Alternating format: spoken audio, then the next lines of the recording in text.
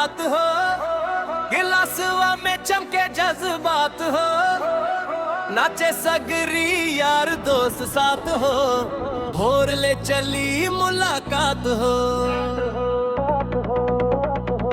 मुआ के पार्टी आज रात हो, डीजे पे मचे धमाल बात हो, हाथ उठा के सब झूम जा, आज खुशी के बरसात हो।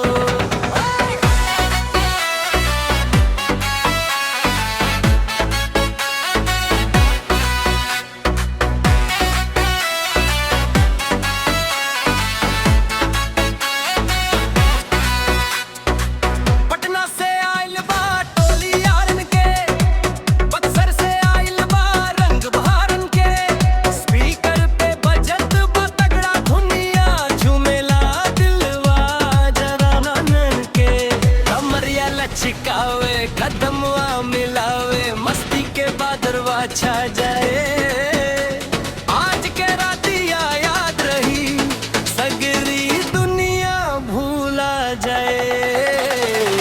मुआ के पार्टी आज रात हो, गिलासवा में चमके जज्बात हो, नाचे सगरी यार दोस्त साथ हो, भोर ले चली मुलाकात हो।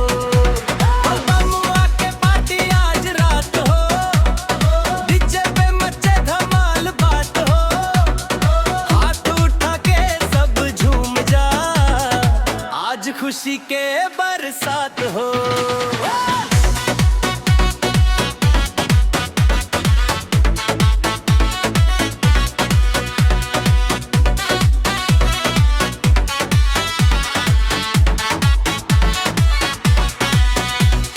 टेबल पे सजल बास नेक्स्ट के लाइन, डीजे बजावे सुपर हिट साइन, सेल्फी पे सेल्फी खिंचत लोग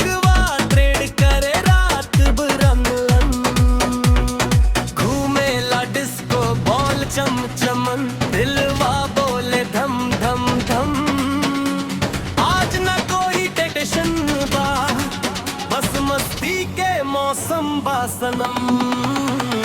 मुआ के पार्टी आज रात हो, पूरा शहरवा के एहसास हो, नाच गाना दोस्ती प्यार हो, यही में जिंदगी के मिठास हो।